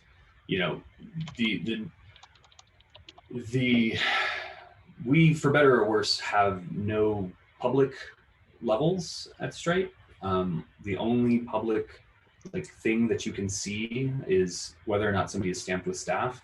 And so if somebody is stamped with staff and is clearly not competent at working with others, or has this a-hole characteristic, then that shines a very, very bad light on the staff engineer label. So that is definitely kind of across the board for me, a must for anybody who wants to call themselves senior. Yeah, there's a principle in Zen Buddhism that you become good at what you practice doing. And if you don't practice being kind to people, then you're not going to be good at it. If you don't practice how you interact with people and how you cultivate relationships, then you won't be good at it. You'll be just the opposite. You'll be very bad at it. And that kind of feeds. But then when people get to that level of experience in tech, I think you have to really be on purpose as an organization to say no brilliant jerks. And it's something that tech is not very good at. So I'm really glad to hear that Stripe is very on purpose about that. But I really found that way of thinking about it very helpful. If you practice complaining, you'll be very good at complaining. If you practice being rude to people, you'll be very good at being rude to people. The grumpy old person persona, well, they've been practicing being grumpy for a really long time. That's why they're so good at it. So I don't know. Hopefully that mindset will help somebody else, but I know it's been really helpful for me. I had a cello teacher once tell me that practice doesn't make perfect; it makes permanent, and it's the same thing. Where it's just like, yeah, if you're not being diligent.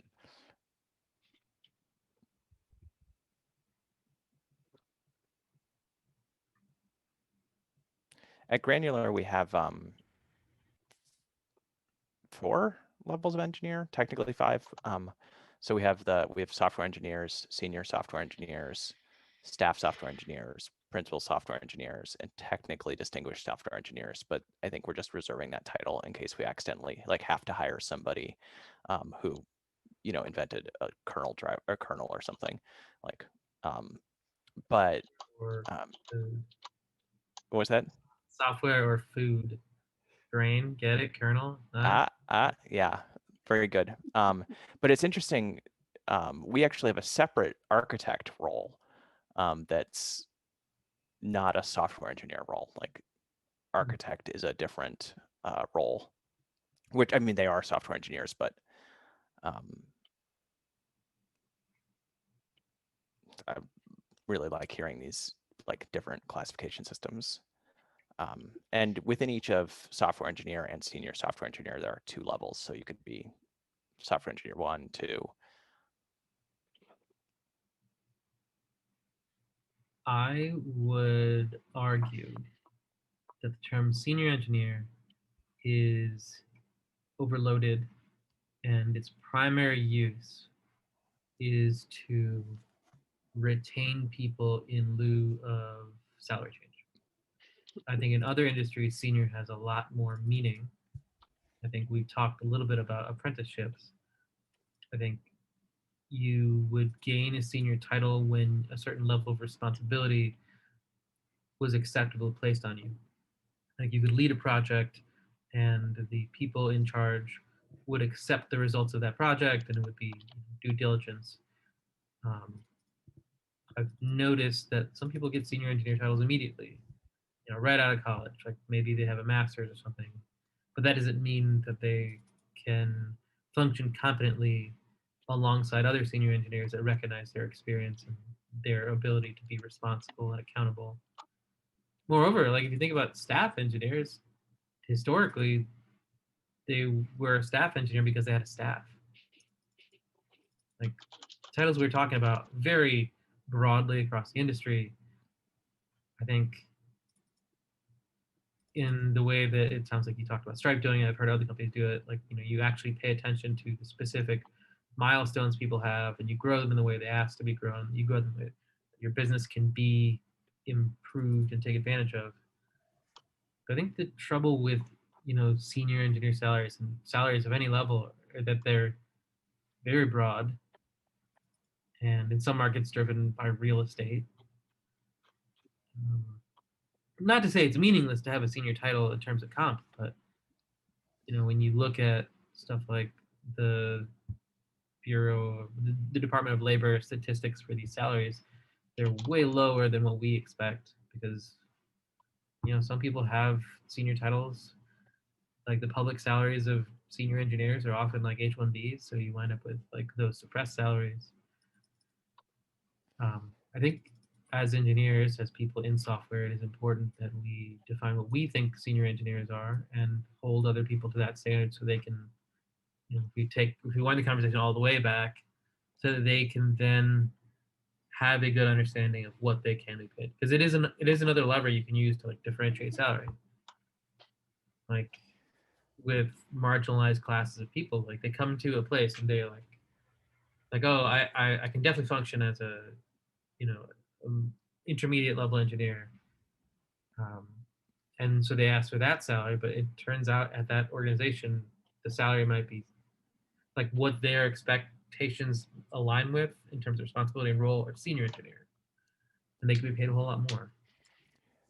It's I've really heard. oh, good. I was gonna say, at some organizations, you see greater parity between men and women in terms of how much they make, but the truth of the matter is that the women are not promoted in this at the same rate. So it is a measure to look at. If I had to guess as why we were overloading on senior software engineer, it was because we weren't willing to pay people more without giving them a new title. That like, we feel like, okay, we want to give somebody a good salary bump at 3 years. Well, how do we do that? Oh, well, we promote them. Mhm. What if we just gave them a good salary bump? I remember reading, I think Stack Overflow a long time ago. They talked about how they did salaries, and there was a matrix of features about the engineer and their capabilities in terms of like their scope, their experience, what their authority and responsibility was, and that was how salary was determined. So it wasn't like at 3 years you got a bump. It was every year you got a bump. If you elected to take on more responsibility or were able to move into a different role, you could then get a bump. I think in our industry, like the tenure of an individual is like under 2 years or something for the first like decade. If you want to keep someone on, but you are not a profitable startup, or you don't want to pay them more, one option is to give them a ludicrous title bump. Like you might take a junior engineer, just promote them to senior, promote them to VP or director. It's meaningless, but for some people, it provides an avenue in which they can, you know, in the additional 6 months it buys, they can then interview for higher level positions. I know at companies that have more rigor around promotions, it's not meaningless, and it is a salary bump. It is interesting you mentioned that one of the best predictors of your next salary is your current job title. So if we touch back on salary negotiations, if you ever get the opportunity to negotiate for a new title, take it. Yeah, take the title. Sure. On that same topic a little bit is you're fully in control of how you represent yourself on your resume and or your LinkedIn. And if you believe that you're performing a job that your company is not giving you the title for, that is within your control to adjust on your personal LinkedIn. And you don't have to put the junior moniker in front of software engineer. So all these things to the same point. Yeah, I did exactly that when I was looking for a job before I started at Flash Group. I went through and I normalized all my titles based on what I thought the general expectation would be in the industry of what that title meant. And I basically ended up changing a bunch of them to, what did I say? Whatever's on my LinkedIn, like senior software engineer / tech lead or something. Because that's what I was doing at like 3 different jobs. Yeah, I mean, I think this all kind of wraps up into this fact that in a lot of the industry, titles are somewhat meaningless. There's a lot of title inflation. Somebody did mention that they've seen people coming straight out of college with a senior title. I've definitely witnessed people 2 years in that have a senior title. And again, it's somewhat meaningless depending on, and maybe it holds meaning locally inside of the organization, but a lot of times it doesn't. And I guess it would be really interesting to consider what would meaningful titles mean in the context of a software team. certainly like senior engineer could mean literally you're the lead on projects instead of just the somebody contributing to projects. Staff engineer, as Denny mentioned, could actually mean, oh yeah, you have a staff, you have people that work for you, not just with you. And yeah, these things could actually mean something. I don't know how we go from where we are to that sort of world, but I would certainly rather live in it. We We're please kind go of ahead, headed Melanie. towards regulation anyway, so our industry might be standardized for us a lot more quickly than we think, which I don't know. If you think of other kinds of engineers, maybe that's not a bad thing. I read a story about how the kind of engineers that build bridges, Cool. they get some kind of ring at the end of their training. Steel ring. And they actually, it's to remind them that the products that they build, products that they engineer, could have an effect on human life. Like it's built out of a piece of metal that's like actually used to make a bridge or something like that.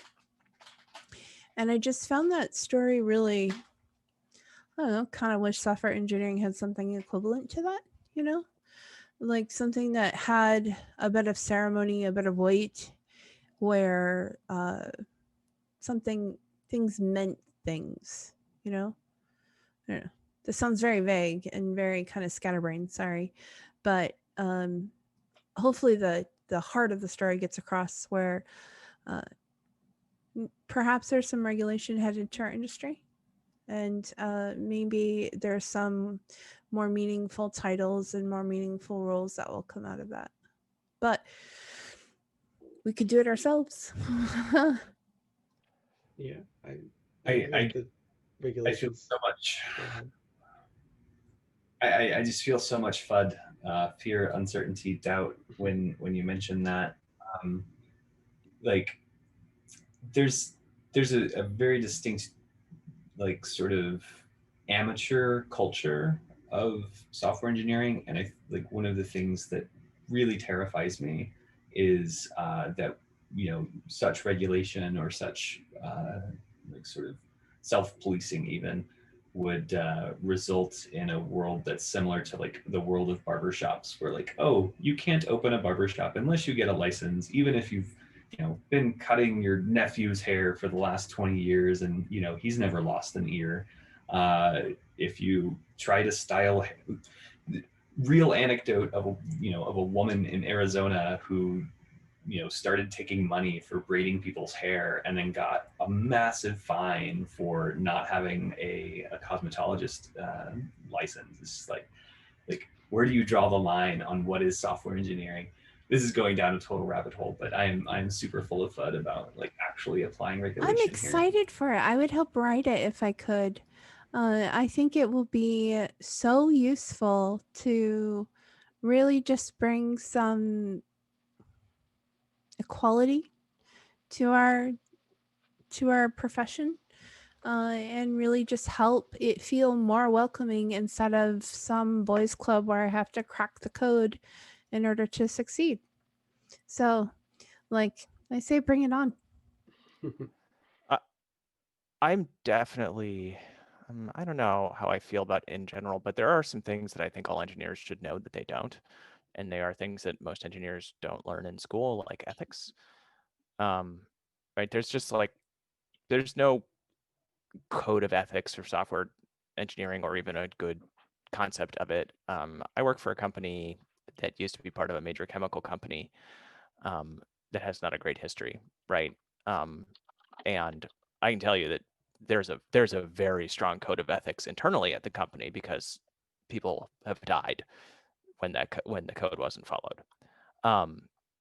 But people who work at these tech companies that have like oops overthrown a democracy or two,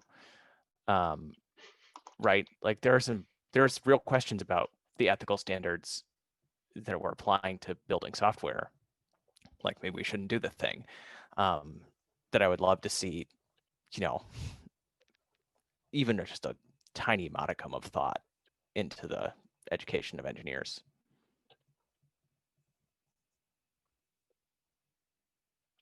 Yeah, I distinctly remember I did go to college for computer science and we had an ethics course, but the extent of it was ponder this premise and write about it and no like discussion, no like no that's wrong or right or anything.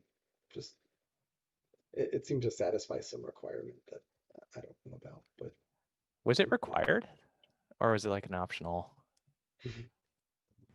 I think it was required. I don't recall. So It I was bad recall though. some details about I recall some details about a similar course that I had taken in my engineering degree.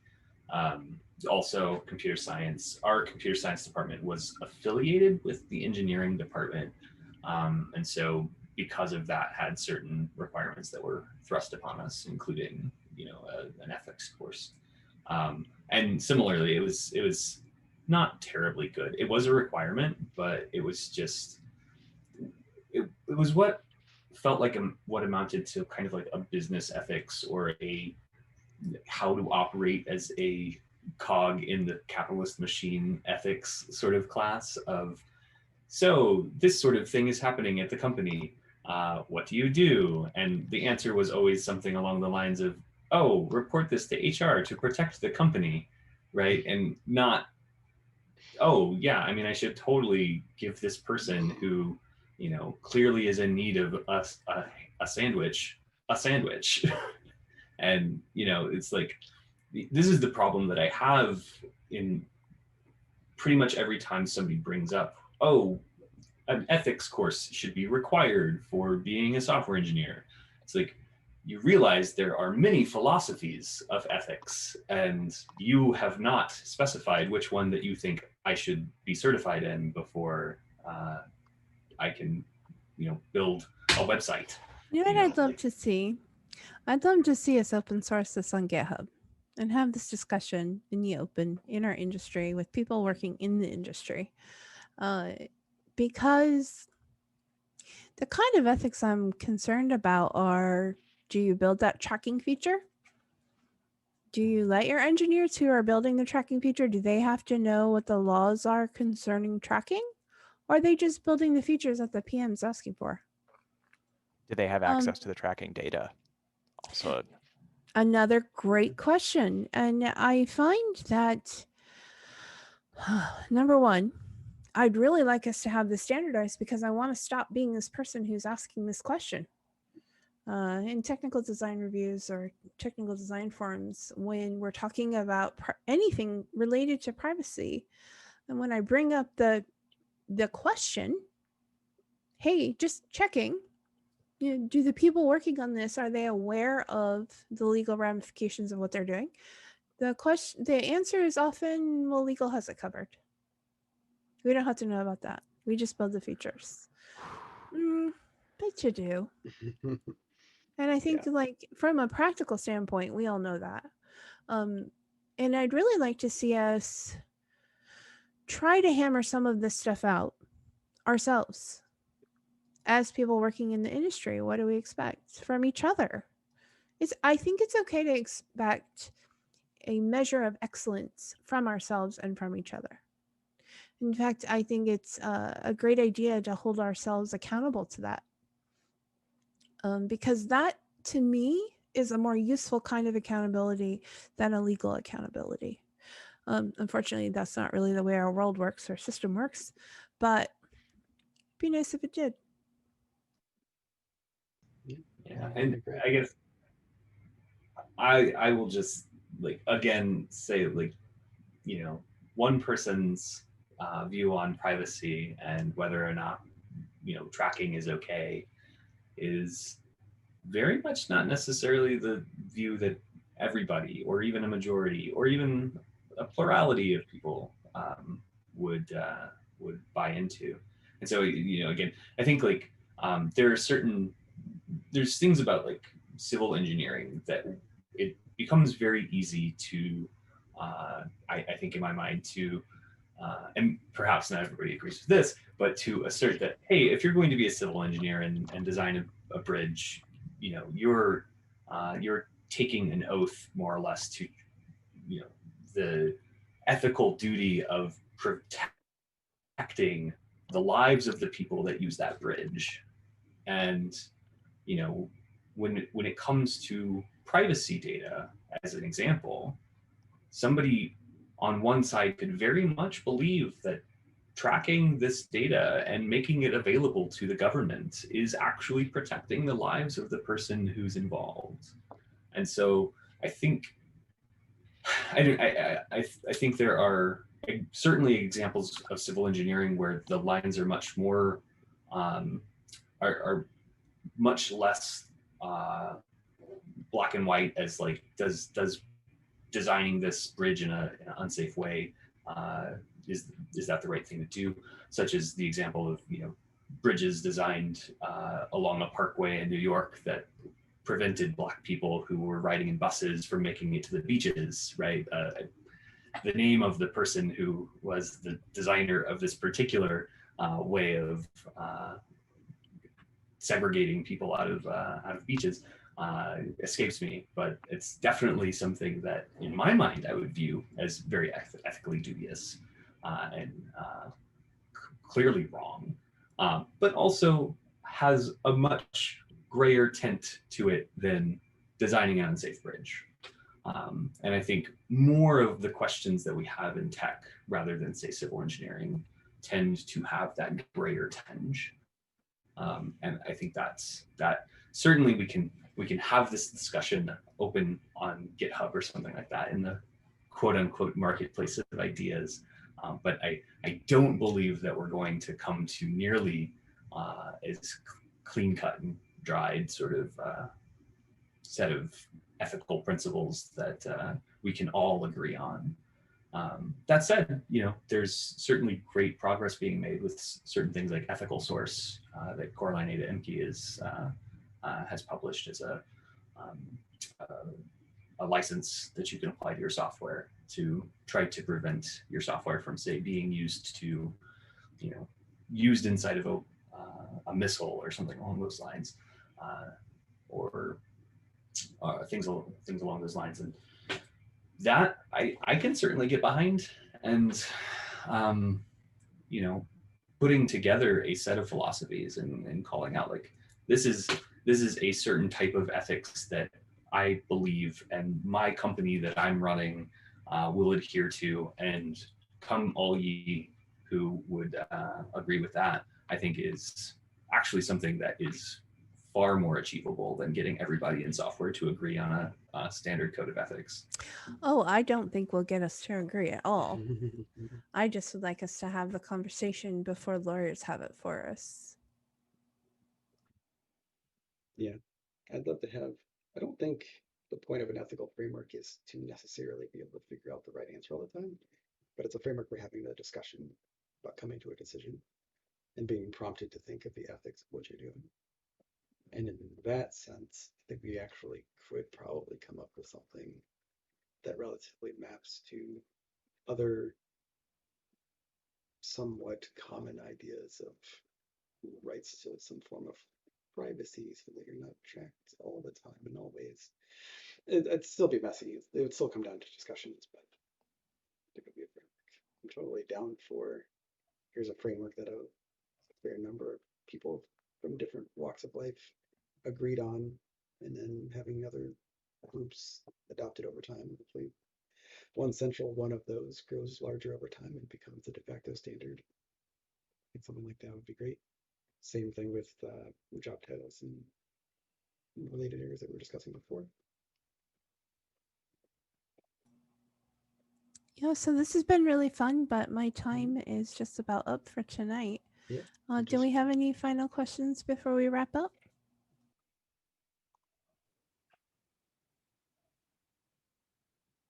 Crickets. It's nice to meet all of you. The faces. The chip is quickly dropping. Yeah. Well, thanks everybody for coming and answering questions and asking questions. I think we had great discussions, and Thanks for organizing this, Sean. oh, sure. Yeah, this was really fun. Yeah, like I said earlier, people love talking about themselves. What I think about that. Take care, folks. All right. See you Bye, later. everybody. Bye. Thanks, crew.